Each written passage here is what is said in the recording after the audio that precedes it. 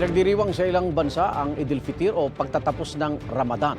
Sa Jerusalem, halos 120,000 na Muslim ang nagsama-sama sa Al-Aqsa Mosque compound para magdasal. Tinuturing na ikatlong pinakabanal na mosque sa buong mundo, ang Al-Aqsa. Sa Education City Stadium naman, nagtipon-tipon ang mga Muslim sa Qatar para gunitain ang Idil Fitr. Sa Sudan naman, kapayapaan at pagsasama-sama ang dasal ng mga Muslim sa gitna ng gulo sa pagitan ng Sudanese Army at Rapid Support Forces. Sa Albania naman, libo-libong Muslim din ang dumalo para magdasal sa pagtapos ng Ramadan. Igan, mauna ka sa mga balita, mag-subscribe na sa GMA Integrated News sa YouTube para sa iba't ibang ulat sa ating bansa.